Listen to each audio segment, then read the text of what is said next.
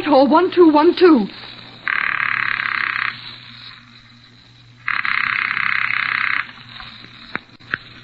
This is Scotland Yard.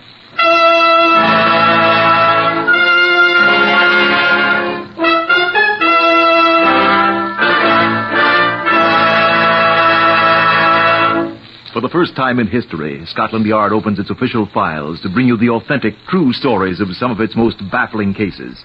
These are the true stories, the plain, unvarnished facts just as they occurred, reenacted for you by an all-British cast.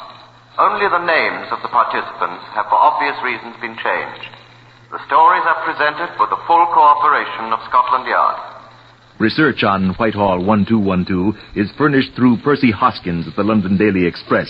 The stories for radio are written and directed by Willis Cooper. Listen now to Chief Superintendent John Davidson, curator of Scotland Yard's famous Black Museum, for a briefing on case number 270809. Good afternoon. I hope you don't think that we're mere souvenir collectors here in the Black Museum. We do collect articles that have figured in many of the crimes we have solved. But we have better reasons for doing so than the morbid satisfaction of gloating over them. They form a kind of criminal compendium, not of how to do murder, but how murder has been done. And the items we have on our shelves here fall into several categories. Illustrations of motives, demonstrations of methods and means, and examples of the mistakes that caused the murderer's arrest and punishment. Of course, we have these souvenirs from other types of cases, but the reputation of the Black Museum rests largely upon the predilection of the human race for violent and unlawful death. If you're contemplating this oldest of crimes, bear in mind the fact that here at Scotland Yard, we have thousands of reminders of the hopelessness of it. And change your mind before the hangman says to you, "Stand here, please," as he did to the man who owned this dark gray shirt. Yes, that's blood on it. Some of it is his. Chief Inspector Eric Lincoln solved that case, number 270809. I'll ask him to take over. John, you're always quoting a verse from the Bible about the wicked fleeing when no man pursueth. Proverbs 28th chapter, 1st verse. And what happens when the wicked stand still and all men pursue it? You can't pursue a man that's standing still, Eric.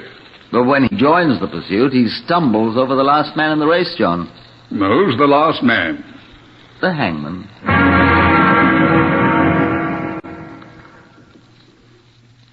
Francesca Nicholson had been missing nearly a week when Peter St. John, of a well-known London evening newspaper, laid the packet of photographs on my desk.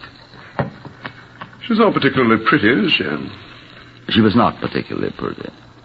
Too tall. 5'9½". Wears eyeglasses. You tell me her eyes are blue and quite pretty. Like a gazelle's, this fella said. I never seen a gazelle. Gazelles have brown eyes. Quite prominent teeth. Like horses, aren't they? Well, You think she'd not be too hard to find? I should say so. Well, they haven't found her. What's her name, Nicholson? Nicholson, yes, sir. Francesca Nicholson. Mm-hmm. Lived with her mother in Kensal Rise. Had her hair done one day, put on a new dress, packed a small attaché case, and bunged off. Not to return. I can read it. Oh, sorry. How old is she? 26. It says there. All right. Quite right, huh? Been rowing with her mother? Me? The girl, fool. Mother assured me that they were on the best of terms. Maybe Mother was telling a whopper. Maybe Mother beat her. Don't think so, sir. Neighbors on Kensal Rise say they're pretty pals here. The girl have any enemies? None discernible, sir. Boyfriend? One, the cove that discussed Gazelle's eyes. What's he like? I don't think he bathes often enough. 2 front teeth missing, no eyebrows, dirty blonde hair, no great toe on his left foot. How do you know about his toes? He told me about him in detail. Where's he live? Crowborough, Sussex. Raises chickens down there. Lives in a sort of hut. The chickens? Chickens live in a much nicer place than he does, sir. What's his opinion? He's sure the Mormons have got her. Mormons? That's what the silly blighter said. Mormons don't kidnap people. He suggested that, so he changed his mind. Said you might have had a nerve storm and wandered onto the moors and perished. What moors? Just moors in the middle of her nerve storm. Nerve storm? Is the man crazy? Well, as our American cousins say, I think he has a button or two missing. Seriously, though, he's frightfully upset about her disappearance. Tried to be helpful. That's where I got these photographs. How did he find out she was missing? You tell him? No, that's where she was headed for when she left home. Crowborough? Crowborough and the chicken farm. Why? We've been engaged for 4 years. Gaze will be married? Quite. I don't know about her except what I hear, but he's genuinely in love with her. Tears as big as small hen's eggs appear every time he mentioned her. Poor mother. Well, did she go to visit him often? Oh, every few months, apparently. Used to stay with a family named Powers. The chicken farm's a mile or two outside the town. These Powers people, do they know anything about all this? Oh, they're quite mystified. They were expecting her, but she didn't show up. This boyfriend... What's his name? Tufty. Norman Tufty. He came into the Powers to greet her, and there she wasn't. Then he reported her missing? Not for 3 days. Hard to telegraph from Crowborough, I suppose, or hadn't the money or something. But he wrote a postcard to her mother. Quite worried. You see the postcard? And there it is. Right there beside the photograph. Oh, yes. My own darling Francesca, where did you get to Saturday? I went to meet you, but did not turn up. I suppose you were detained unexpectedly for some reason or other. What's that word? Devotedly, I think. Devotedly Norman. Doesn't seem very devoted. British understatement, old boy. And when did he call the police? The same day? He didn't call the police himself. Oh, he didn't? It was the Powers. Mrs. Powers, who seems to be very nice, talked to a constable of the Sussex police she knows, and he came round to the chicken farm. I mean, this devoted Norman didn't even do that much? Oh, he told me he was going to walk into the police station and tell them himself as soon as he'd finished feeding the chickens. Suppose he really would have, Peter? The constable told me that our boy, Chicken Fancier, was quite annoyed when he called. Spoke quite sharply about people who stuck their long noses in his business. Aha, said the chief inspector. I twirled my moustache, too, when I heard that. Go on. Well, Mrs. Powers told me that Mr. Tufty came roaring in from the chicken farm, full of reproaches for her, because she told the constable that Miss Francesca was missing. This thing's beginning to smell quite fruity, isn't it? He called Mrs. Powers certain unpleasant names. He owled, the lady said, like a hape. Mr. Powers heard the altercation and came up, threatening to dot him one, and Norman left in a towering but ineffectual rage. He's a little bit of a chap. The fruity odor increases. Till presently it suffused the entire room. I called on Mr. Norman Tufty again to ask him a few civil questions. Mr. Tufty was out. I must have inadvertently snooped a bit in his absence. Reprehensible. I think so. In the course of my inadvertent snooping, I found this in the cupboard. Let's see it. Envelope addressed to Norman Tufty, Esquire, the Chicken Ranch. Near Crowborough, Sussex. So what? Have a look at the return address, Chief Inspector. Mrs. Norman Tufty. Might be his mother, old boy. He's an orphan. Smell anything now?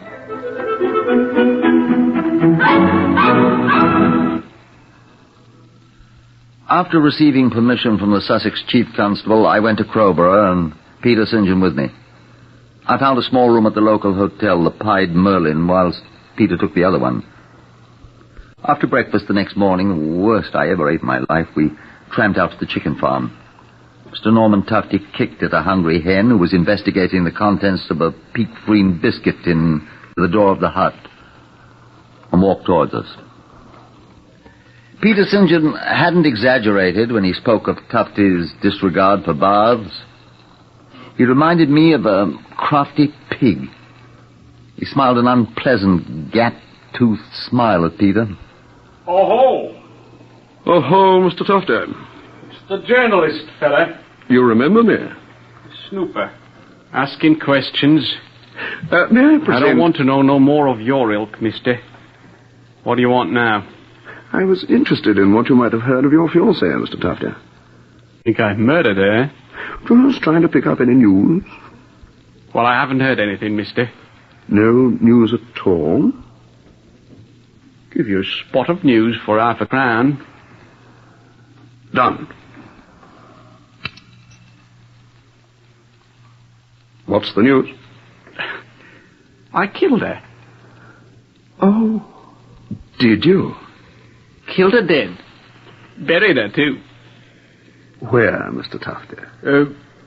See where that old black hand's scratching? There by the old tree stump. Ah, that's the place. Dug a hole and buried her deep. Well, tell me how you killed her, Mr. Tufty. Hit her over the head with the axe. She didn't half bleed. That her blood on your shirt, Mr. Tufty? Who's this fella? This, Mr. Tufty, is Chief Inspector Lincoln of Scotland Yard. Well, blimey. That's giving out as good as you get. That's rich, that is. Chief Inspector of Scotland Yard. That is funny, isn't it? You're a funny blatter, St. John. Chief Inspector of Scotland Yard, that's good. Say, who are you? Another one of those journalist chaps or what? As a matter of fact, sir, I am Chief Inspector Lincoln of Scotland Yard. But I'm all right, man. Even talks like a Scotland Yard bloke right out of the cinema. And here's my card. You're not going to arrest me, are you, sir? This is an awful thing, sir. Me making a fool of myself this way.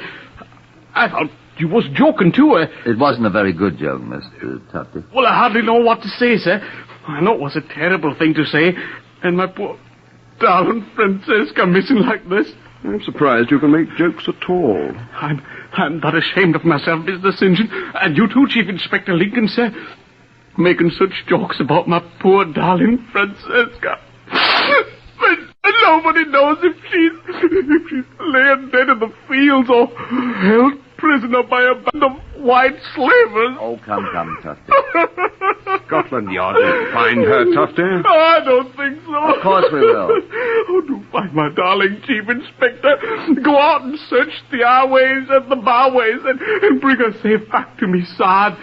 Maybe she's run down by some hit-and-run driver and lost her memory. Calm yourself, Mr. Tufty. Oh, put a sock in it. Hold your tongue, you nasty sod, you. Look here, Oaf, you hold your own filthy tongue or I'll stuff it down your throat, you. Stop him! Stop him, Chief Inspector! He'll murder me! He'll kill me! Stow it, Peter.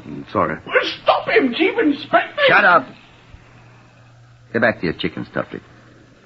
But, sir! I'll talk to you later, without Mr. St. John. Come on, Peter. But, Chief Inspector! We'll find your Francesca all right, Tufty. Speaking of smells, my dear Chief Inspector, what a towering stink Mrs. Norman Tufty will raise if and when you do. You suppose that bar is open at the Pied Merlin? What we both need is a glass of beer. Oh, preferably two.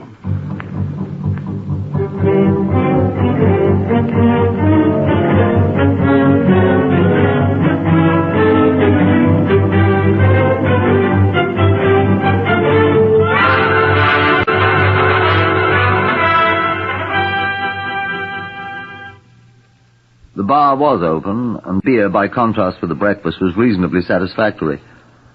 Peter swilled down his first glass and set it down.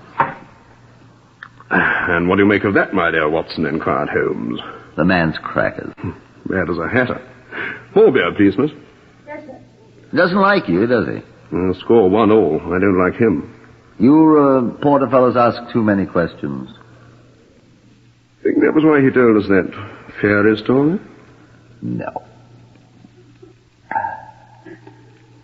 What do you think? About the same as you think. Oh, thank you, miss. I'm of two minds. Are you? One, he's either insane... Probably.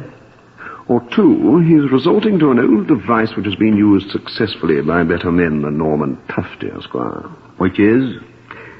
telling a half-truth in the hope that nobody will believe him. You think he killed the girl? You're the Scotland Yard man. I work for a living. There's a compulsion murderer sometimes feel to talk about the murder in a kind of elliptical fashion. Seem to enjoy seeing how far they can go without getting themselves caught. Remember that chap at Wembley who killed his mother? Remember? Always talking about things lying on the floor. Just like a dead woman, he kept saying to people. We hanged him.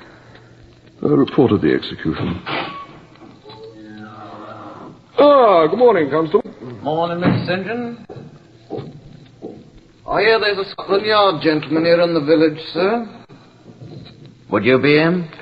This is Chief Inspector Lincoln, yes. Constable Ernest Busby, Chief Inspector. Morning, sir. Morning, Constable. Have a spot of pigs here, Constable? I'm on duty, sir. I was wondering, Chief Inspector, if you'd seen Mr. Norman Tufty yet. Yes, we saw him earlier this morning. I wonder why he didn't say anything to me about seeing you, sir. Oh, you've seen him this morning, too. I did that, sir. I trust he received you courteously. I was out that way, Chief Inspector. Matter of a dog had no license, and stopped by to inquire whether Mr. Tufty had any new information about his missing Miss Francesca. He was feeding the chicken? No, sir, he was digging an hole. Digging a hole, eh? Well, more properly, sir, filling up an hole. One of his hens had died of the pip, sir, and he was burying her. Sir, do you think he's dotty? Insane, sir? Surely one buries chickens when they He die. patted down the ground with a spade, sir, and he looked up at me, and he grinned at me kind of crazy-like, sir. And what did he say, Constable? I made a note of his exact words, sir. Just like I buried poor darling Francesca after I cut her up in pieces on the chopping block there. Pointing to the chopping block where he chops up the chicken's heads, sir. And then what, Constable? Well, sir, I admit I was horrified. I think you would be. Sir, if you please, I'm talking to the Chief Inspector. Forgive me. Forgive me. What did the man do, Constable? Sir, he bursted out laughing like a ruddy jackass. Did you think he was dotty, sir? It's a compulsion, Constable. Is that actionable, sir? Unfortunately, no, Constable.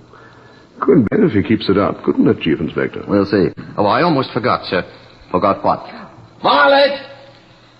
What? I'm calling the young lady, sir. What young lady, Constable? Violet. Come in, please, Violet. Who's this?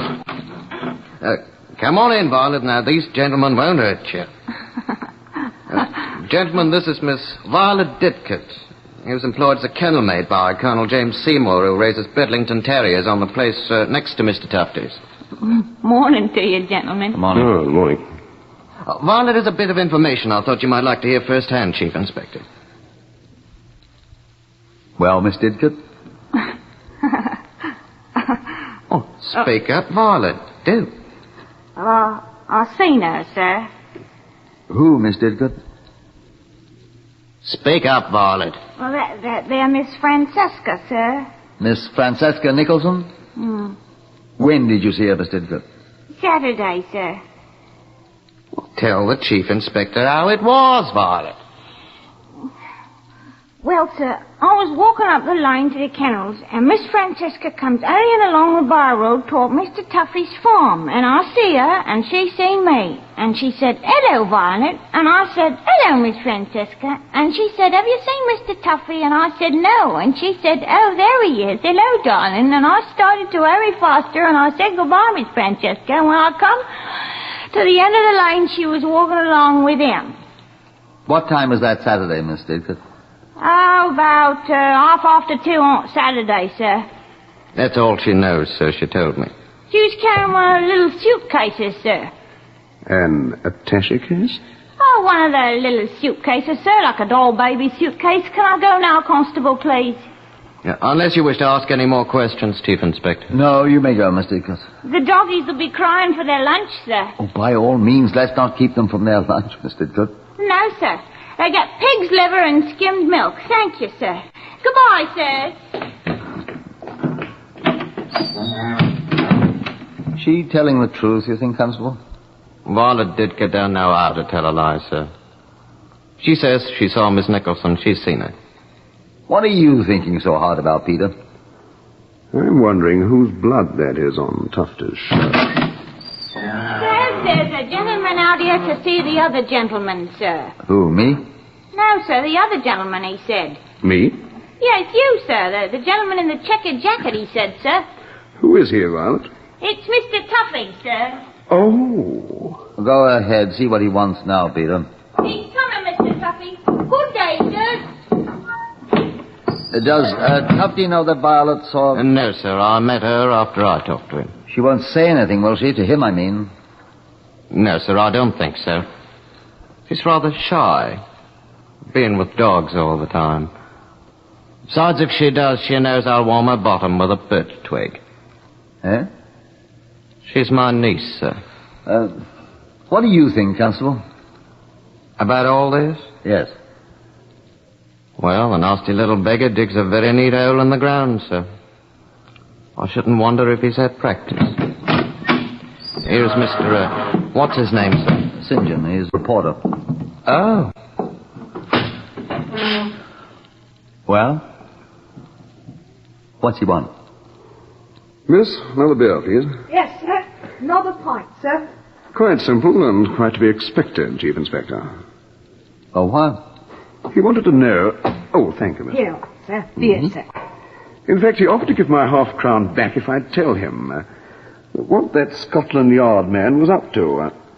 Oh? What he was going to do. Why don't you tell him?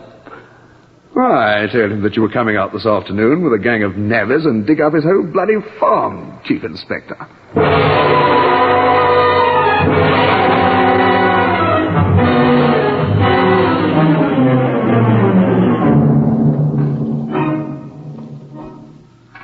I did not at once follow out the suggestion of Peter St. John, although I'd already made up my mind to find out whether Norman Tufty had been burying dead chickens or a dead woman.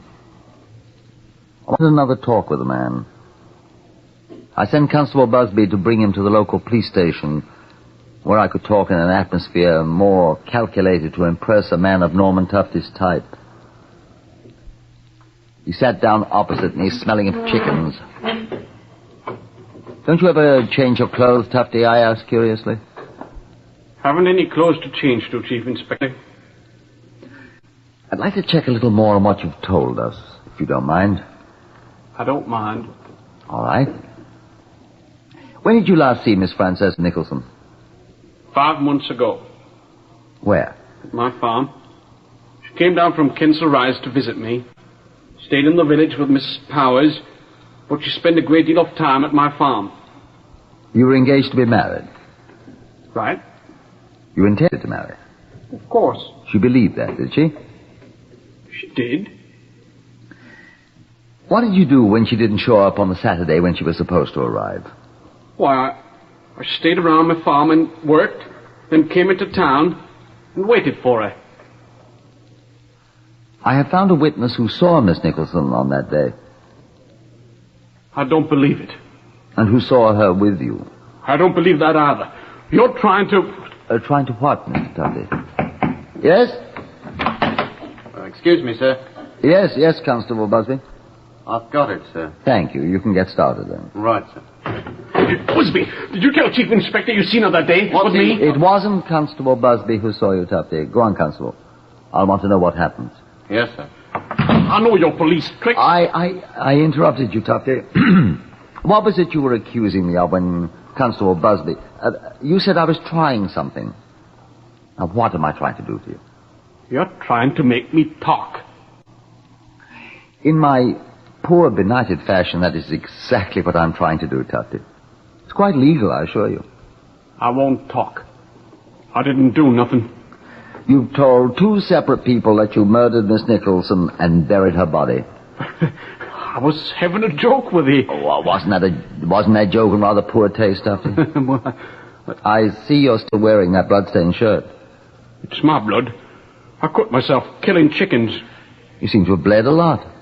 Some of it's chicken blood. Well, I'm sure you wouldn't object to allowing our laboratory to examine the shirt, would you?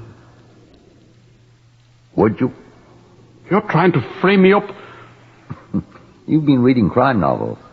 American crime novels. I'd like to tell you something, Tufty. Constable Busby came in here to tell me that he has obtained a search warrant. What for? You dig up your farm. Well, they won't find anything. I won't. They won't. They'll be there in a few minutes. But I tell you, they won't find anything. Well, they'll try. If they have to dig up every inch of your farm. Beginning at that place where you said you were burying the chicken this morning, and progressing on to where you told Mr. St. John and me the body was buried, Tufty. Listen. I don't hear anything. What do you think they'll find? The body of Francesca Nicholson? Well, I didn't kill her. Who did? I love Francesca. Do you also love your wife? How do you know about her? You shouldn't let letters lie about. Yes. I love my wife. And is that why... Who is it? It is I, even I, Artaxerxes the king. What do you want, Peter? I want to show Mr. Tufty something. What? Something I found in a hole, Chief Inspector. Look, Mr. Tufty. What is that? After I get the dirt brushed off, you'll see that it's an attaché case. Where'd you get it? Where did you get it? It was in a shallow grave, Mr. Tufty, where you said you were burying a chicken this morning.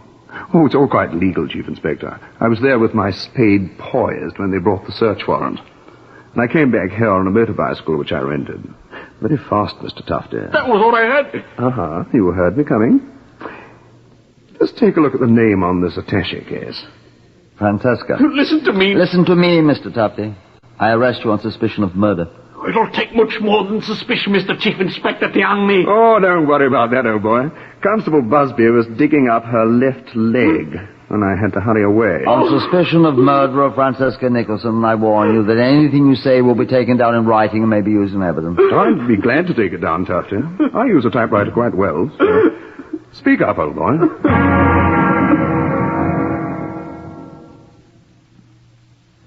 When the attaché case that had belonged to Francesca Nicholson was unlocked and opened, it contained one article, an unfinished dress for a baby. That was why Norman Tufty murdered her. He already had a wife, and he said at the trial that she had hanged herself at the farm when he told her he couldn't marry her, and the baby would have to be born without a name. It was easy to disprove that. The corpse's neck was not broken. But Norman Tufty's was, most thoroughly, at Wandsworth Prison 5 weeks later, on a cold and foggy morning.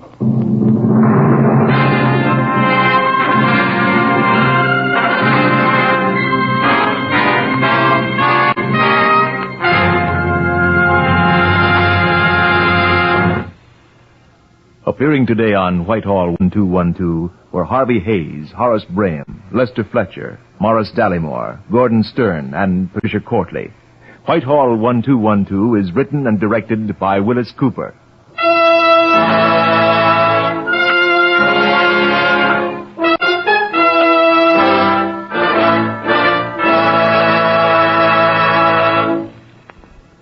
If your home is dry, there's no silt on the living room floor, you can be truly grateful.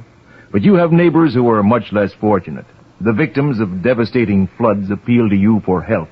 Their immediate need is for food, for shelter, for clothing and medicine. There's another need which remains long after the floodwaters recede. There's the business of rebuilding, repairing, refurnishing. These jobs will take money, a lot of money, and that's why your neighbors appeal to you. Through your contribution to the Red Cross, you'll be able to do the job that has to be done.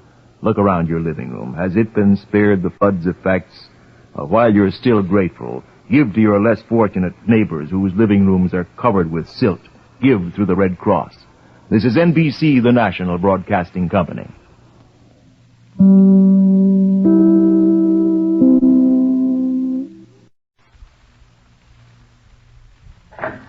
Whitehall 1212.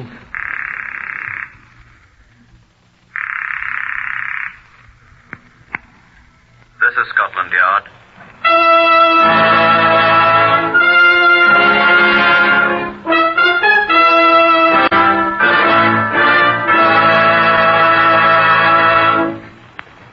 the first time in history, Scotland Yard opens its official files to bring you the true stories of some of its most baffling cases. These are the true stories.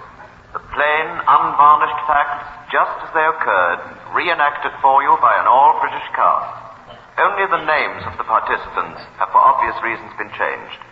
The stories are presented with the full cooperation of Scotland Yard.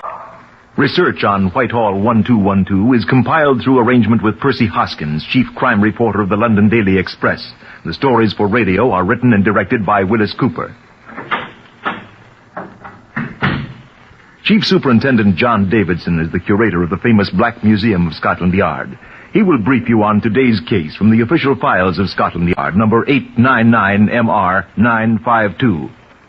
Good afternoon. If you're a murderer by trade, I would suggest that there is no surer way to hasten the end of your career than to select a policeman as your victim. Now, this thing is the running board of a motor car. It was concerned in the brutal death by violence of a police constable. Now, Chief Inspector Quentin Tabsit of Scotland Yard knows more about this case than any other person. I think that's true, John. Although there were two other men who knew more about it than I. But they're not living. No, they're not. Comparatively few men survive hanging.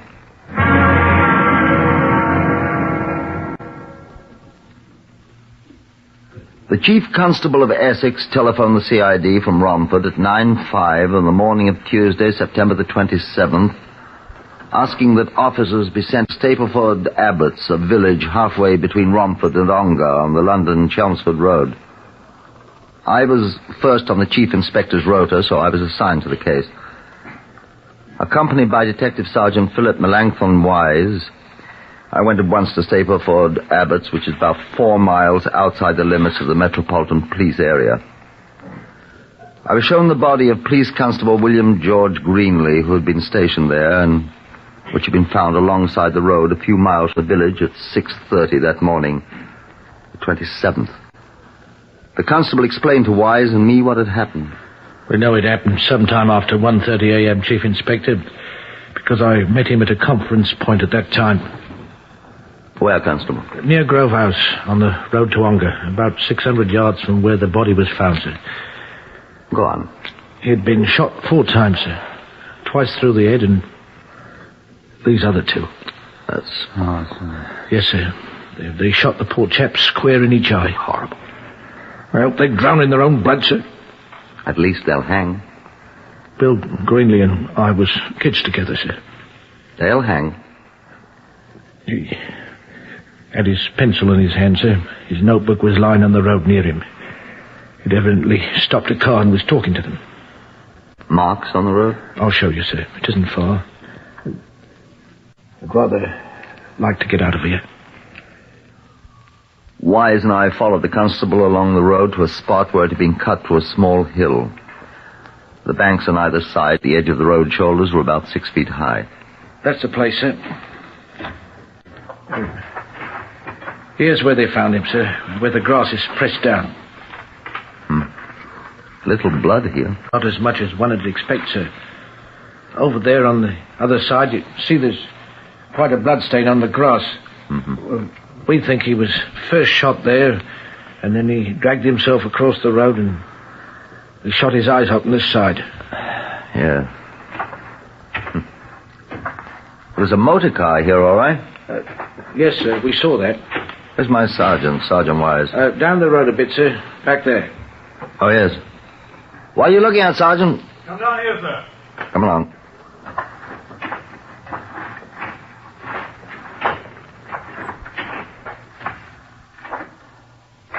What? That car was going pretty fast. See here. Skidded off the road, didn't it? When he flagged it down, no doubt. See, it skidded through the grass on this side. Tire marks where it stopped. Right out of London, wasn't it? No doubt about that, sir, from the marks. Was there anything written in Constable Greenley's notebook that would give us any idea? Nothing, sir, after the notation about meeting me at Grove House at 1:30. Much traffic through here, Constable? Much, sir. This chap was certainly going pretty fast. Especially on a twisty road like this one, I'd say. Many fast drivers round here? No, sir, none I know of. Stranger then, probably. Except he must have known these twisty roads pretty well, sir. Which puts us right back where we started, doesn't it? Oh, he had a good reason for wanting to. What'd you say, Wise? I said either that, sir, or he had a good reason for wanting to get back to London in a great hurry. Now, why would a stranger take the chance of breaking his neck by driving this kind of a road at 40 miles an hour? He's going at least that fast along here by the tire marks. And why should he murder a policeman who stopped him? What do you think, Sergeant Wise? Well, what we need to look for is some crook running away from something. Running back to London to hide. That's a pretty shrewd guess, Wise. Oh, I think so myself, sir. But what was he running from? Well, I wonder if that was a stolen car he was running away with, sir.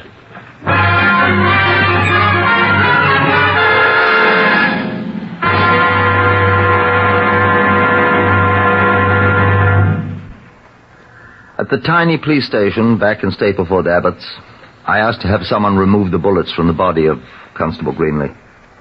A local surgeon volunteered to do it for us for the usual fee provided by the Home Office. After some difficulty, I was put through to Whitehall 1212 in London. I asked for Inspector Bailey. Inspector Bailey speaking. Hello, Pat. Tassett here. What are you up to, Quentin? Need to know something, old boy. Got any reports of a car stolen last night in this part of the country? What part of the country are you in? Oh, Stapleford Abbots, Essex, I'm sorry. I have to look it up. Where should I call you? Well, I'm at the police station in Stapleford Abbots. Ring me back as soon as you can, will you, please? Right. 10 minutes. Thank you. Bye. Bye, Quentin. Well, what do you think, Wise? Oh, it isn't a bad guess, sir. We'll see. By the way, I had a look at those powder stains on the face of the dead chap. Oh? Had a smell, too. They're from black powder. Old-fashioned black powder, not modern nitrocellulose. That'll be something else to check on if we do find anybody. If he has a gun that shoots black powder cartridges... Right. Good. Excuse me, sir, there's a telephone call for you, sir. Who is it, Constable? London, sir. You can take it on that same phone you were using, sir. Oh, thanks. Don't go away. Chief Inspector Tabsett here. It's Bailey here, Chief Inspector. You used second sight or something up there. What? The first item on my list of stolen cars for last night is a four-seater Morris Cowley touring car. Painted blue, index marked TW6120. Stolen at about 2:30 a.m. from the garage of Dr. Kelm Haggerty of Billericay. Guess you don't know the name's 12 miles east of where you are. Just a second. Blue Morris Cowley, four-seater. TW6130. No, 6120. Right, TW6120. Dr. Kenelm Haggerty, Billericay, about 2:30 a.m. Thanks, old boy. Do as much for you one day. Bye. Bye. Well, that might be our car, gentlemen. All we have to do now is find it, sir. If it is. We'll find it, Wise. I hope so. Now, look, Wise. This car was taken from Billericay at about 2:30 a.m. What I want you to do is to get around the countryside between here and Billericay and talk to people. Yes, sir? I want you to find out if any of the people around here happen to hear a car driving at high speed sometime between 2:30 when it was stolen and 6:30 when they found the constable's body. Yes, sir. We'll accomplish two things, you see. A, whether that's the car we want, and B, by plotting on a map when and where it was heard, its probable destination. You see? Right you are, sir.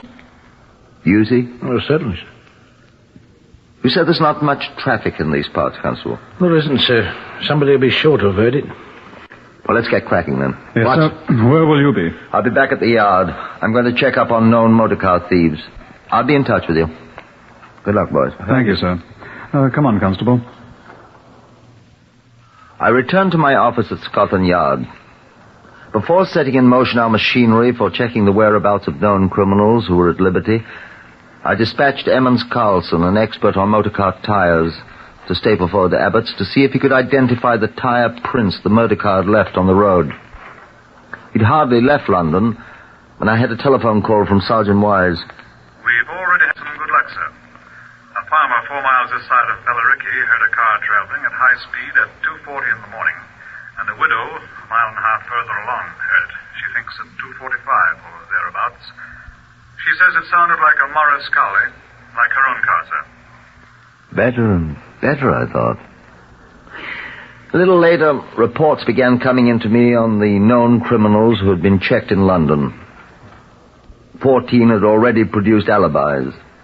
One, a smash-and-grab artist who had dabbled in motor cars, a chap named Whitey Wogan, was having difficulty proving his.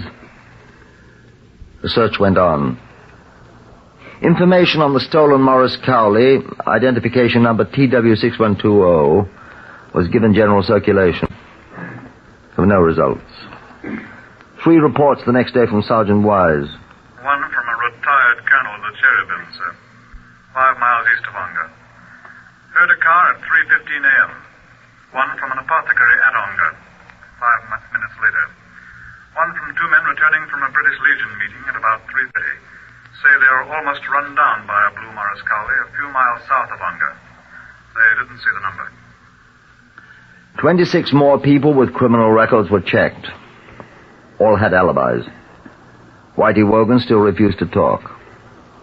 Emmons Carlson reported him from Stapleford Abbots. Here it is, sir, on the chart. I made these photographs on the spot. You see? Pretty blurred they are, sir, but you can identify them. Now here, on the chart, type B, 1/32, or 1/23, if you like. 4 parallel lines round the circumference of the tire. Diagonal lines at the edges of the tire. Short diagonals the other direction, in the center. Oblique parallelograms, you might say. Can't be anything but a Dunlop Fortuna tire. Does that do us any good, Carlson? I telephoned Dr. Kenelm Haggerty, sir, at Billericay. The stolen car was equipped with Dunlop Fortunas. No doubt now that that was the murder car. Another report from Sergeant Wise placed the car 5 miles north of where the constable was murdered at 3:30 a.m., still headed south. I ticked off the reports on a map of the area. It was a circuitous route, but there was no doubt of it. The car was headed for London, but then trail was lost. A report from Percy Young in the ballistics laboratory. About those bullets taken from the body of the constable who was shot near Stapleford Abbots, Chief Inspector. Yes, Percy, what did you find out? They're all from a Webley 38 caliber revolver. Seems to me, I should say, somewhat obsolete manufacture, but I'm not sure of that. You could identify the particular gun they were fired from if we got hold of it, could you, Percy? Of course. Fetch it in. Unfortunately, I haven't got it, Percy. Unfortunately, I haven't got anything. Unfortunately, all I've got is the knowledge of the car the murderer rode in. And the fact that the car's probably somewhere in London. With the murderer, I hope. Unfortunately, I have no idea who he is. Yet. But we'll find out. You can't murder a policeman and get away with it. I'll bring you the gun sooner or later. Sergeant Wise came in. Afternoon, sir. Hello, Wise. Got some news for you. Good. What? They found the car. They have? Why didn't they tell me? Your telephone was busy, sir. Ah. Brixton. Been there all night, apparently, they said. Sure it's the car? Blue Morris Cowley, 4-seater, number TW2160. Mm-hmm. Fingerprint people and all are there now. Looking it over. Brixton, you said? Brixton, yes, sir. That's where Whitey Wogan lives. Who, sir? Car thief. Oh. Won't tell us where he was the night of the murder. Shall I bring him in, sir? Better. I'll go and have a look at the car first, though. Here's his address. See you later there. Right. Could be possible, I thought, as I drove over to Brixton in the police car. We'd see. They were going over the Morris Cowley with a fine-tooth comb as I arrived. They hadn't found much, according to the sergeant in charge. Nothing very much, sir. Let's see that list, Thackeray. Ah. Drops of what appears to be blood on right-hand running board, sir. You collected them? All right, sir. Laboratory's got them already, sir. Bits of grass and daubs of clay on the edge of the same running board. We'll want that to compare with clay from the spot where the constable was murdered, Sergeant. See to it, Thackeray. Oh, yes, and between the cushions of the front seat, this revolver cartridge, sir. What kind is it? Obsolete type, sir, for a Webley 38, but the issue of this kind of black powder cartridge was discontinued in 1913, sir. I'm quite an expert on firearms, sir. Good. That's just the kind we were looking for, Sergeant. I'm very happy, sir. That all? What about fingerprints? Not a sign of one so far, sir. Still looking, sir, but so far clean as a Coldstreamer's boots, sir. And who might you be, miss? My name's Miss Winnie Clapsaddle, mister. And I'm here because I come with a sergeant, so don't give me none of your back chat or I'll dot you one over the ear all like I done him. Oh, don't open your fly trap to the cops, Whitey dear. What's going on here? Excuse me, Chief Inspector. Oh, it's you, Sergeant Wise. What? Excuse me, sir. This is Whitey Wogan. Don't say a word, Whitey. And, who are you, please, miss? I'm his sweetheart. I'm the barmaid at the Saracens Head Public House, and I'll thank you for none of your back chat neither, mister. Now, look here. She insisted on coming along, sir, when I picked up Wogan here. And I'll do the talking, too. Perhaps you can tell us, then, young woman, why your sweetheart is in possession of all those newspaper cuttings referring to this murder case. Be still, Whitey Duck. He's in possession of these here blinking newspaper cuttings because he wants to find out what it is you coppers is badgering him for. The poor lamb. Oh. And the bloodstained bandages I found in your room, Wogan? Don't blush, Whitey dear. It happens to anyone. What are you talking about? Hold your temper, Whitey love. I'll tell you why they're there, and I'll tell you why my poor little Whitey don't want to tell you where he was while this murder was going on. It's because I hit him over the noggin with a Guinness bottle when he refused to kiss me in public. And it took 2 constables to drag us to the police station. That's why. Is this true, Wogan? Of course it's true. And you can prove it by looking at the police charge sheet for that last night when we was both in the clink for disturbing the peace. He never murdered no one, mister. He's just plain embarrassed. It was true. Our only suspect had been nursing a broken crown in jail, which his 13-stone sweetheart had inflicted on him. We were at a dead end. The evidence had run out. Here was the murder car. Here was the victim's blood. The forensic laboratory established that the stains were of the same blood type as Constable Greenlee's. We had a cartridge which we were certain was from the murder gun. Scotland Yard had traced everything but the murderer himself. The coroner's inquest on the body of Constable William George Greenlee returned a verdict of death at the hands of person or persons unknown. He was buried with full police honors, and the bugler sounded the last post at his funeral, because he had once been a soldier. The Home Office began paying his wife her pension. We kept on. We questioned more than 1,500 persons who might conceivably have committed the murder. Our man was not among them. He was still at large. No policeman ever forgets the murder of another policeman. The months went on, and Wise and I were assigned to other cases. One day, almost a year later, Wise came into my office.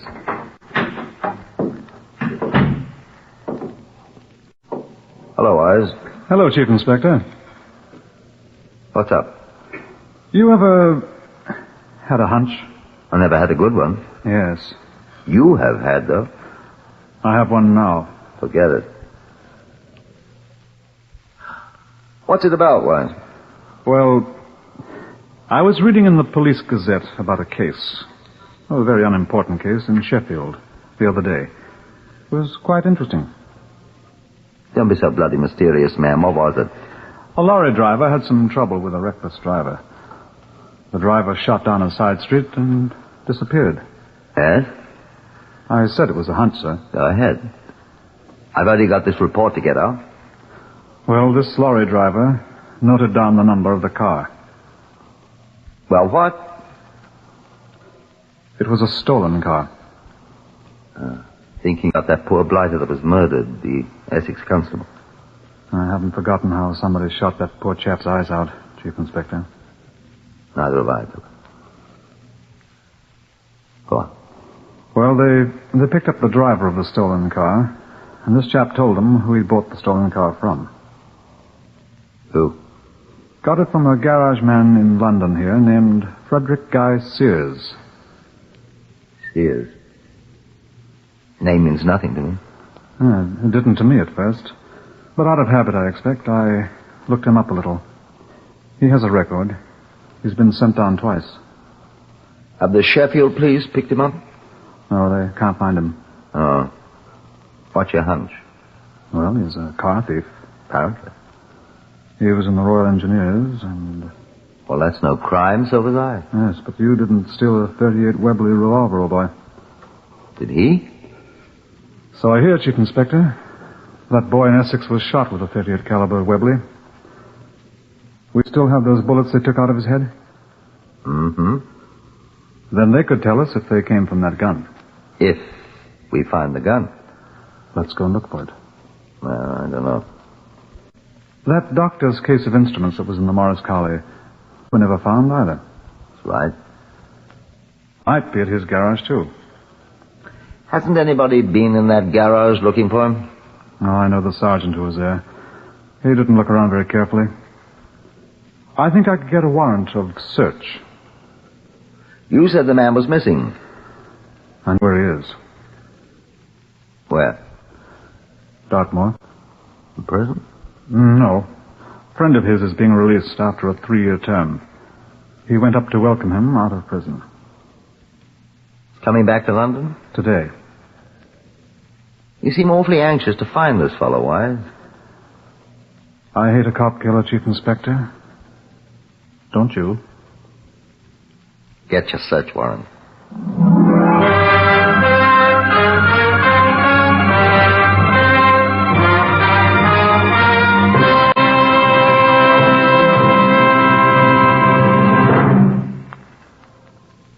The garage was closed, of course, but we got inside all right. I doubt anyone saw us. It was a relatively empty place. One big, concrete-floored room and the desk in one corner behind a wooden railing. A few tool shelves along one wall.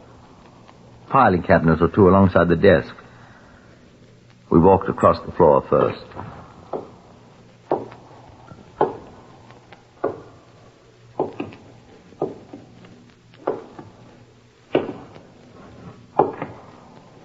Not much of an office. Let's have a look in the desk drawers. Right. Empty. This one's empty, too.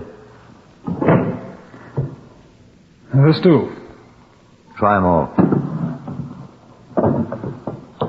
Doesn't he keep anything here? Pretty careful man. Nothing incriminating for anybody to find. He must keep some papers here or something. What's in here, I wonder? Cabinet. Open it. It's locked. Open it. There a pinch bar? Here on the wall. That ought to do.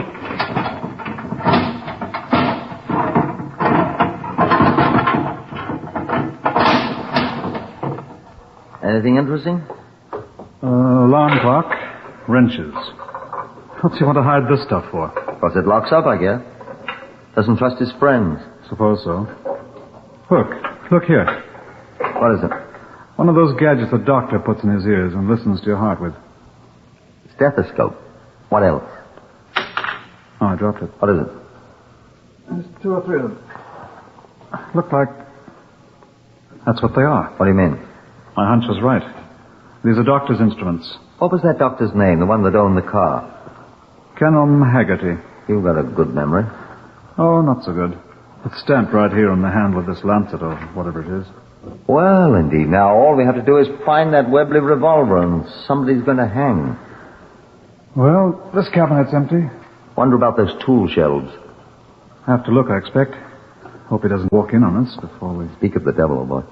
What? Somebody's coming. There's only this one door. Get on that side. I'll take this one. Right, sir. See anybody? Big husky chap coming. Alone? Seems to be.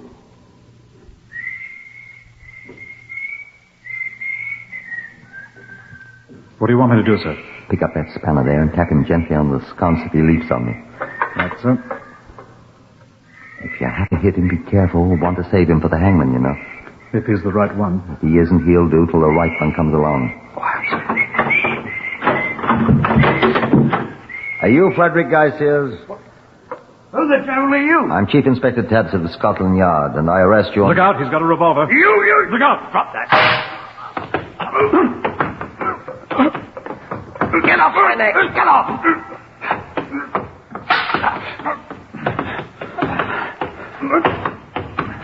Are you hurt, sir? Get off my neck! That one did it. Is he out cold? Doesn't seem to be, sir. Quite. Well, in that case, I arrest you on suspicion of the murder of Constable William George Green. All right, sir. And I warn you that anything you say will be taken down in writing. Maybe using evidence. You got the gun, Wise? Have a look at it, sir. It's what we're looking for. A Webley .38 revolver. And unless I'm much mistaken, these are old-fashioned black powder cartridges. Come along with us, Mr. Sears. There's a man that wants to see you.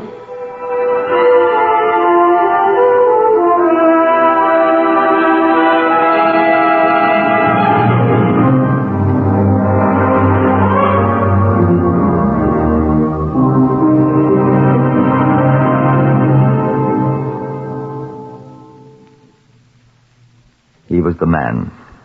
He and an accomplice whom we found easily from the direction Sears gave us had murdered Constable Greenley. You wonder at the brutality of shooting out his eyes. Sears told us why. I heard the picture of the last thing a man sees before he dies stays right on his eyeballs. I was the last thing he seen, but he didn't have any eyeballs left when I got done with him. Sears and his accomplice were tried at Old Bailey a year and a month after they'd committed the murder. They were both hanged. One at Pentonville and one at Wandsworth. Same day.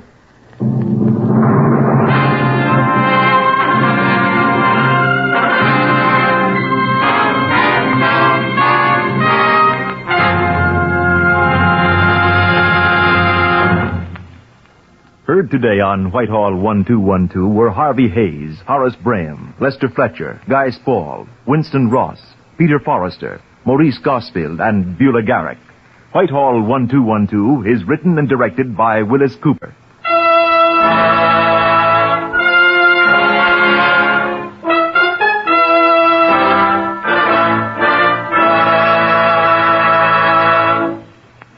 If you were offered odds of 4 to 50, you'd think they were pretty poor, wouldn't you? Well, then just imagine how hopeless a person suffering from cerebral palsy must feel. His chances of getting any kind of treatment are exactly that, 4 out of 50. Well, you say to yourself, why? Why is that? Because it takes money to train the needed specialists, to build and equip the necessary treatment centers, to solve the mysteries of this baffling condition.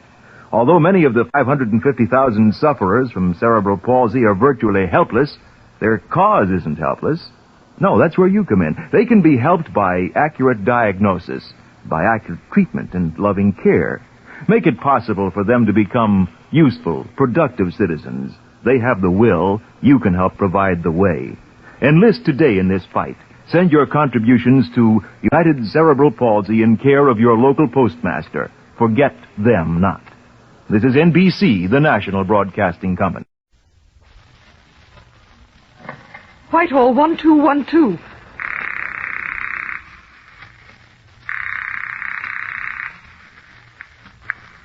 This is Scotland Yard.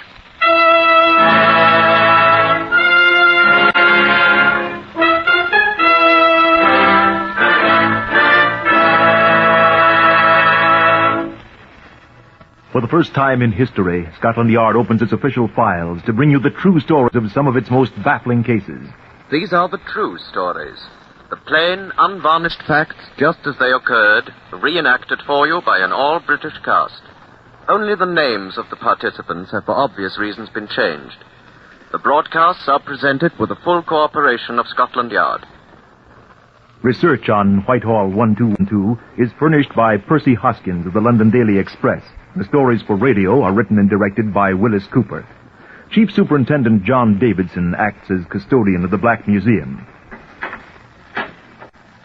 He will tell you now about Scotland Yard case number 630612, which began on the 20th June 1946 and was concluded the 26th October the same year. Here is Chief Superintendent Davidson. Good afternoon.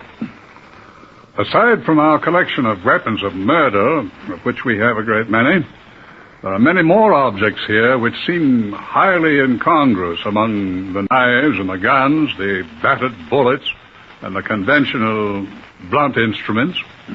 I could show you a hat, a left boot, a folded 5-pound note, and a riding crop, the copy of the Book of Common Prayer, all of which have figured in their various times in one murder or another. What I have to show you from the file of case number 630612 is this very small thing. I assure you there are other things in that box, but this artificial pearl from a girl's necklace aided enormously in hanging a man. You know, if you're contemplating murder, a look at our exhibits here at the Black Museum would almost make you lose your enthusiasm for it. Now, this is Superintendent Thomas Meredith, who had a great deal to do with this case. I find myself becoming more and more impatient with murderers, John. I suppose I should ask why. They're so stupid. None of them ever learns that he can't get away with it. Well, if we could get murderers to come to a school, perhaps... Oh, they come to school, John, but they're always late. And I don't think that they like the schoolmaster very well. Oh, the judge? No, old boy. The hangman.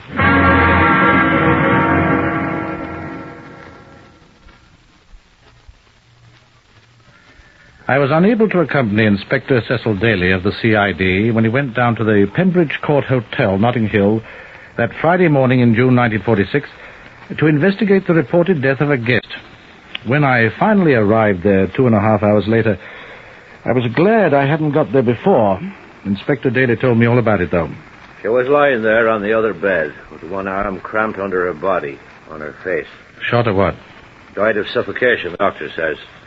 Her face was buried in the pillow. Matter of fact, a good bit of the pillow had been stuffed into her mouth like a gag. You'd think she'd have got herself up. She was tied to the bed. Oh? Ankles tied together with a bath towel. Head fastened to the frame of the bed with the belt of her coat. Face down on the pillow. Bloodstains here on the bed. You see them? She'd been beaten. What with? From the marks on her back, I imagine it was a riding crop of some sort. Riding crop? Haven't seen one for years. And they took her over to the Hammersmith mortuary. You can go and have a look at the marks, if you like. What about her clothes? Well, she had all her clothes on, except her shoes. The back of her dress was ripped, stuck to her back. Blood. Beating didn't kill her. So the doctor said. I fancy we'll be doing a post-mortem, though, just to be sure. Know who she was? Identity card and ration book in her purse. Name of Marjorie Tate. It's murder, of course.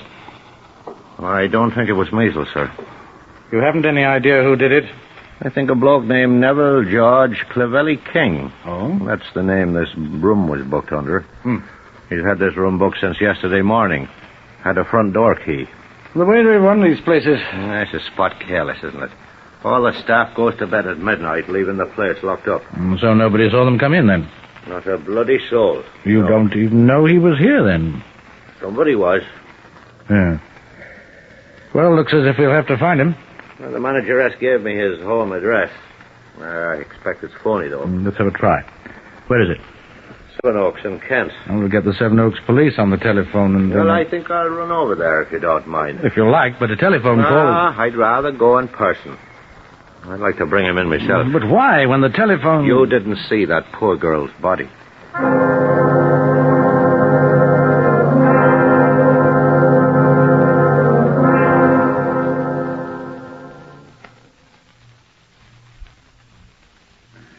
Inspector Daly was a little surprised to find that the address was correct. Nobody, however, was much surprised to find Neville George Clevelly King gone from there. Daly brought back a photograph of the man, which showed him as a remarkably good-looking young man of about 30, dressed in the uniform of a flight sergeant of the Royal Air Force. We contacted them. If you do hear of him, squadron leader, will you please let us hear from you at once, then?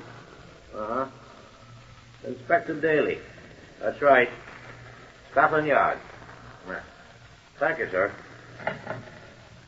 What about him? Snafu, as the Americans say, sir. What? Posted as a deserter 3 months ago. I knew it looked too easy. As a matter of fact, it didn't look quite so difficult as Inspector Meredith seemed to think. The pressmen had got hold of the story, and every newspaper in London, as well as a great many in the rest of the country, were carrying lurid stories about the sadistic murderer and his victim, for one thing. Another thing, the photograph of the young Air Force sergeant had been given general circulation amongst all the police stations in England. And with the RAF looking for him as a deserter, that seemed certain to me that he'd be found at once. But he wasn't. He did communicate with Scotland Yard, with me, rather. That was on Monday the 24th, 3 days after the battered body of Marjorie Tate had been discovered. Well, true, my name was in all the papers, but he didn't have to demote me to the rank of inspector. Dear Inspector Meredith, he wrote, I feel it to be my duty to inform you of certain facts in connection with the death of Mrs. Marjorie Tate at Notting Hill Gate. Kind of him. Quite. I looked in at the hotel last Sunday, but not with Mrs. Tate, whom I met for the first time last week. She had asked me if she could use my hotel room on Sunday night, and I gave her my keys, asking her to leave the door open when she left. She said she would be leaving the room about 2 a.m. It must have been about 3 a.m. when I returned to the hotel and found her in the condition of which you are aware. Indelicate way to put it. She had told me that she was to meet a man there whom I have seen. I will give you a description of him. Aged about 30, dark hair, black, with small moustache, height about 5 feet 9 inches, slim build. His name is Jack. And I gather he was a friend of Mrs. Tate's of long standing. Does he say why you left the place? I realized I was in an invidious position when I found the body, and rather than notify the police, I packed my belongings and left N.G.C. King. Does the man think we're idiots? Oh, here's a postscript. I'm in possession of the instrument with which Mrs. Tate was beaten, and am forwarding it to you today. You will probably find my fingerprints on it, but you should also find others as well. NGCK. What are you daydreaming about, Daly? I'm just wondering why he killed her, sir. You think he did? Sir, I'm not an idiot.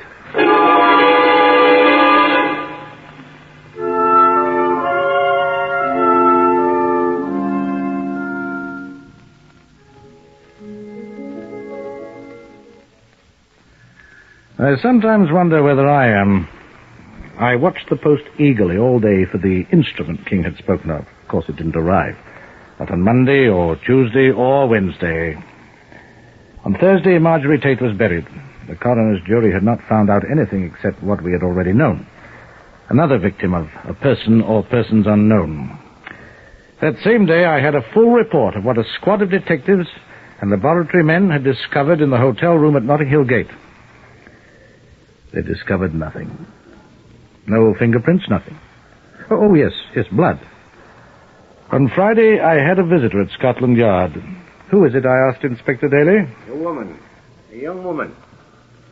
This one's alive. Ask her to come in. And here, please, miss. How do you do? Yvonne Higgins, Inspector Meredith. Superintendent Meredith, Miss Higgins. Oh, I'm sorry. Neville called you Inspector. That's quite all right, miss. Who called me Inspector? Why, my fiancé, Inspector. Oh, Superintendent. You know him. You've spoken to him. Well, I mean... Who is this man? Why, he says he knows you, sir. He came in here to see you. Isn't he here? Who is he? What have you done with him? Is he in jail? Why, what's... No, he isn't in jail yet, Miss Higgins. Now, tell the inspector... I'm sorry, the superintendent his name, please. Although I think he knows. I'd like to hear this young lady tell me. Why, it's Neville George Clevelly King. Oh, then you do know him. Don't you? We have heard of him, Miss Higgins, is it? Higgins, yes. But I expect to become Mrs. King one day soon. Neville was visiting me and my parents, you know, just Monday. He told us about the frightful murder that happened in his hotel room whilst he was away. He said you called on him and showed him the body. Very gruesome, he said it was. He had to leave to come to London because you wanted his advice. His there at advice? Scotland Yard. Why, isn't that right? Neville said... Isn't he here helping you? My dear young woman, I mean... What I think Superintendent Meredith is asking you, Miss Higgins, is, are you telling us the truth? Of course I'm telling you the truth, officer. I demand to see my fiancé at once. He told me he didn't trust you and didn't want to come. I'm sure of that. Well, where is he? I don't know. You're lying to me. You've got him hidden away somewhere. Oh, make us stop that, Daly. Now, look here. Please. I can't do anything with it, sir. You're holding him prisoner. No. Well, that's the thanks that he gets for doing it. Now, young woman. Stop her, Daly. Listen. Sir, I can't stop her.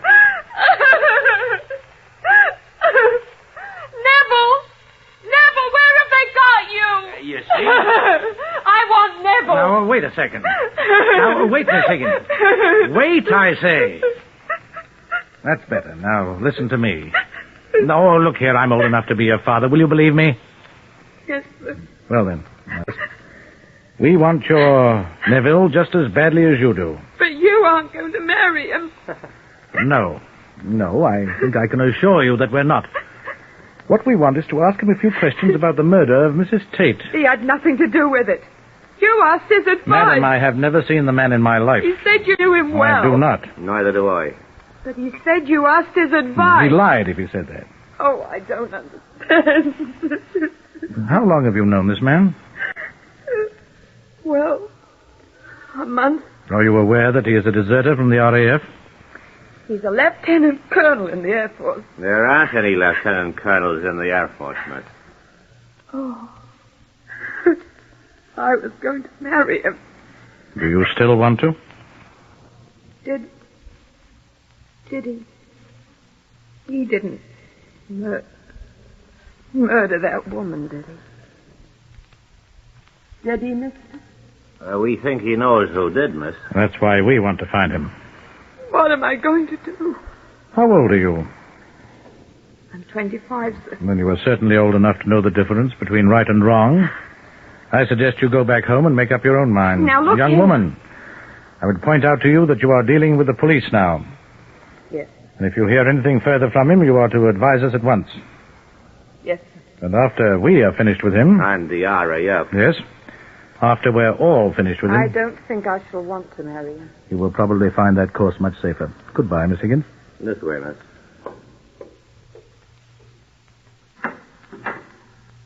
I hope you do find him. Why, there's a thief. Tut, Miss Higgins. Yes. Good boy. Well, I fancy I handled that quite well, Daly. But you didn't find him, Superintendent. No, you'll turn him up for us. If he doesn't beat another woman to death first.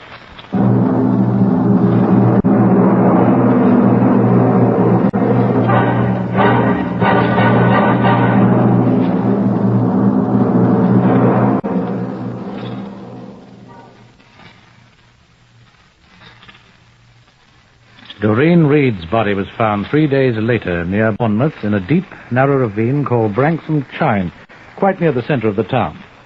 The Chief Constable of Southampton, who had the authority, called Scotland Yard at once, and it was quite natural that Daly and I were sent down to Bournemouth. Quite a group was assembled at the Bournemouth police station when we arrived. Detective Constable Ted Allardyce of Bournemouth. We've got the body in the mortuary if you'd like to see it, Superintendent. You go and look at it, Daly. Yes, sir. I'll take you over there presently, Inspector Daly, if you wish. Thank you. Who are these other people? The fat gentleman there's the manager of the Norfolk Hotel, where this Miss Reed was staying, sir. The dead end.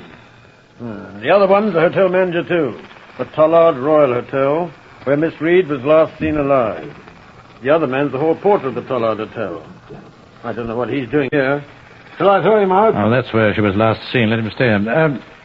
I say, Daly, you go over to the mortuary with Constable Allardyce, Yes, sir. I'll have a talk with these fellas. Yes, sir. Did one of them find her?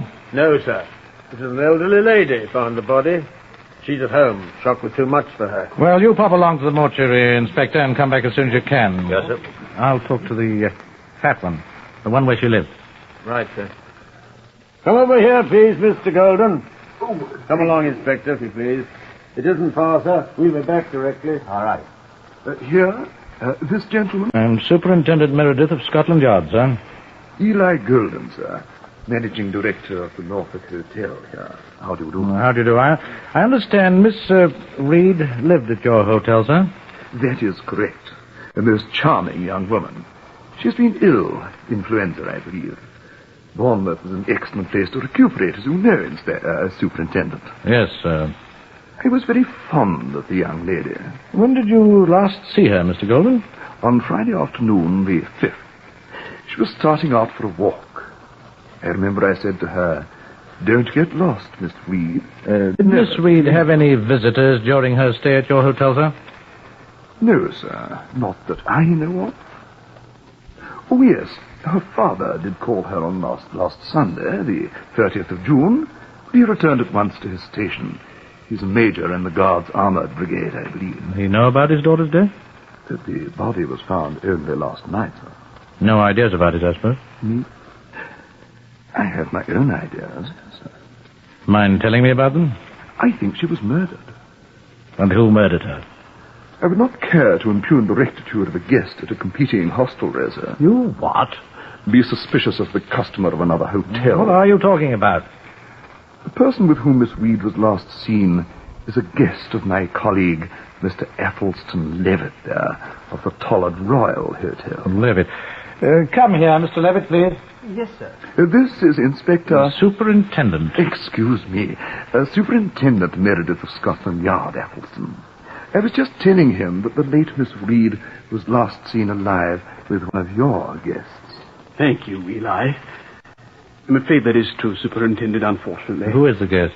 Group Captain Rupert Brooke of the Royal... Rupert Brooke? I'm under the impression that he's a relation of the late lamented poet, sir. Is he still staying at your place? He's still a guest at the Tollard Royal, yes, sir. I'd like to see him. Surely you don't suspect Group Captain Brooke, sir.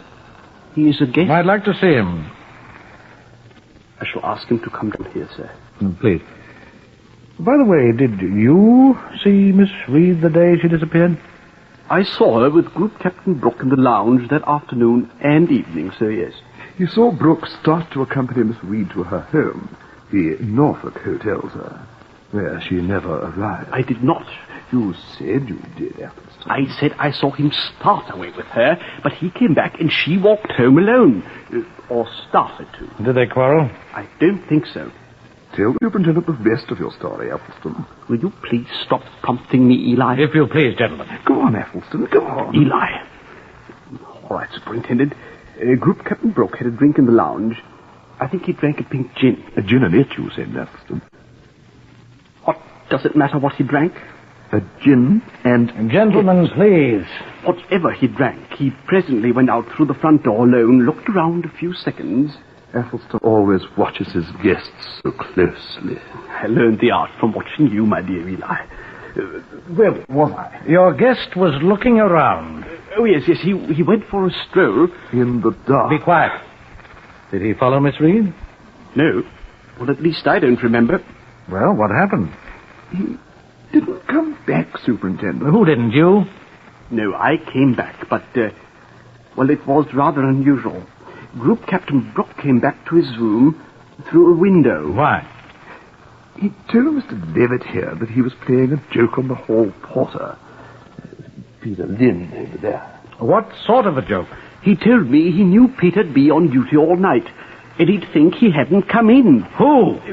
Group Captain Brooke, sir.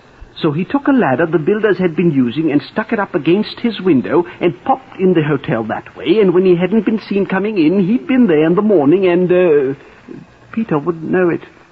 Very funny, Superintendent. Yes. I want to see this group captain at once, Mr. Levin. Yes, sir. Oh, Superintendent Meredith. Huh? Oh, hello, Daly. I've seen her. Yeah? I'd like to speak to the superintendent privately, if you please, gentlemen. Oh, why, certainly. Get that fella down here, Levitt. Oh, here's Constable Allardyce. Allardyce, go to this gentleman's hotel with him and bring that group captain, Lord Tennyson, or whatever his name is. Group captain. Bring him back here at once. I want to see him. Yes, sir. Now, Mr. Levitt, What's up, Daly? I saw her. Poker? And in my present opinion, it's the same man. Same fellow that killed the other one, you mean? She's been beaten, too.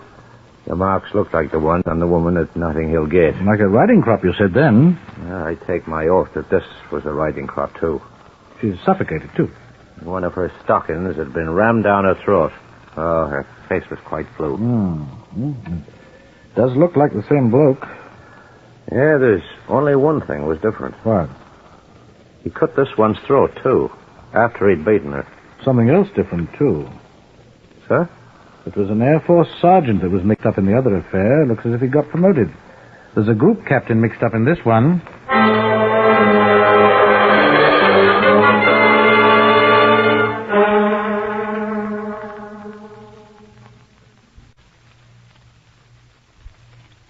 The group captain's in the next room, sir. Who, Allardyce? Well, that fellow from the Tollard Royal, sir. Have you been there and back? Well, sir, that's Mr. Levitt. He didn't want me to go into the hotel. Everyone knows I'm a police officer. So he fetched him down himself while I waited here. Did I or did I not give you a direct order, Constable Allardyce? You did, sir? Which you didn't obey. Oh, I'm sorry, sir. I'll deal with you later, my lad. Come along, Daly. Yes, sir. Oh, and you, Constable, you stay outside this door here and wait until I call you. Do you understand that? See that you do. In here? Yes, sir. I brought Group Captain Brooke down here, sir, as you You may step outside, Mr. Levitt. You too, Mr. Golden. Outside, both of you. And, please wait. Come on now.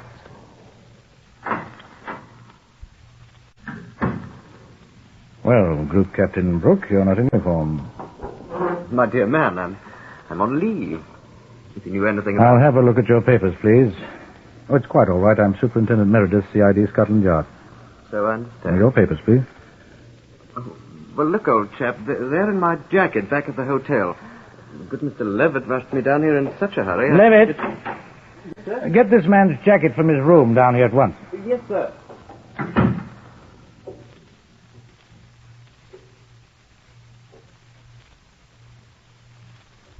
I say, aren't you just a trifle high-handed, old man? I merely want to be sure you are who you say you are.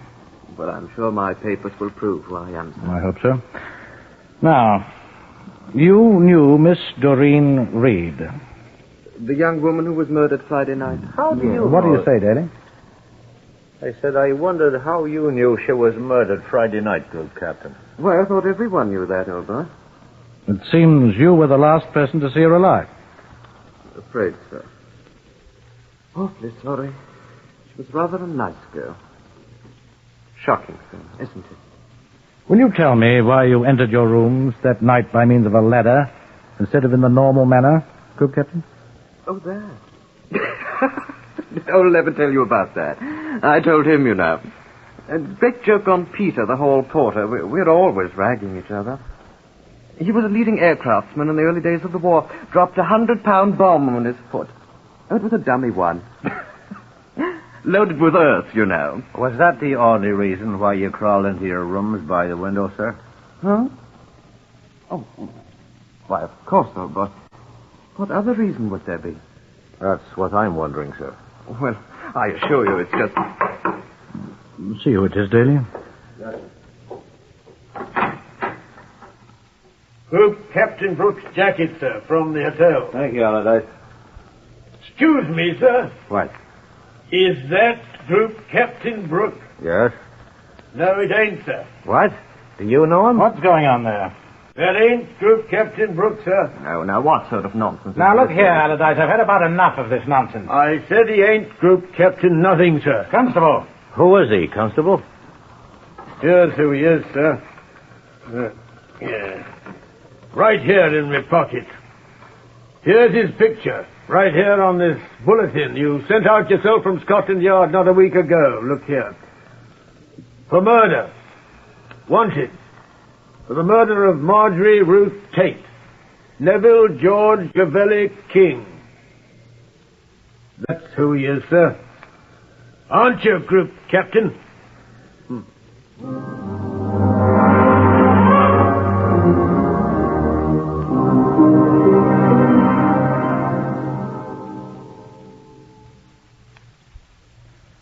In the pocket of the jacket, we found no papers at all, only a cloakroom ticket from the Bournemouth West Railway Station for a suitcase. Allardyce went and fetched it, and we opened it up. Group Captain Brooke watched us with his pleasant smile. Inside the suitcase was the name of the owner, Flight Sergeant NGC King, RAF. Inside it, too, were several other things. 1, an old-fashioned riding crop stained with blood. 2, a blue foulard scarf, also slightly stained with blood. 3, a single artificial pearl, broken apparently from a necklace. Miss Reed had been wearing an artificial pearl necklace when last seen. 47 pearls were found alongside the body. There are 48 in a necklace of this type. The blood on the scarf was his. There was a small scratch on his neck.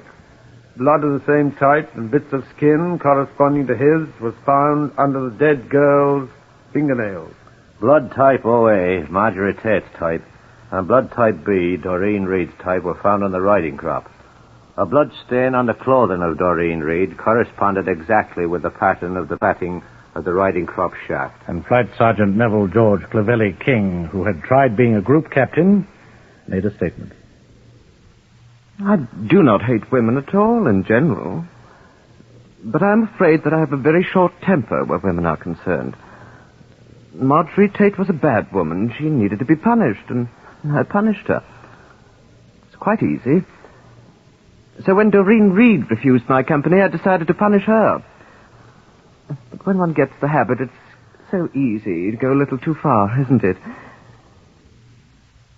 I must say that Yvonne Higgins, whom I intended to marry, was always quite nice to me. It was as well for Miss Higgins. A jury found Neville King guilty of murder at Old Bailey, and he was added to the casualty lists of the Royal Air Force at Wandsworth on the 26th of October, 1946. Death by process of law is the last entry in his record.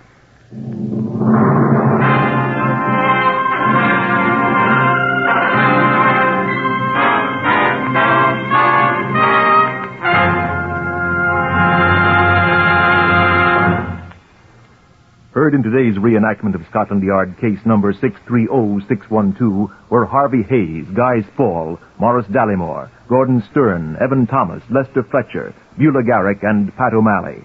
Whitehall 1212 is written and directed by Willis Cooper.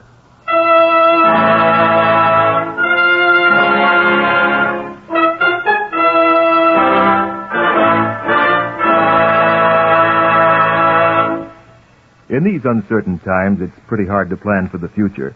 But more and more American girls are discovering a career that offers both opportunity and security. And that career is in modern nursing. There are new and greater opportunities in this job now than ever before. And the demand for nurses is continually increasing. To become a student nurse, you must be a high school graduate or a college student of good health and character. If you can qualify, get full information at the nearest hospital in your community. This is NBC, the national broadcasting company.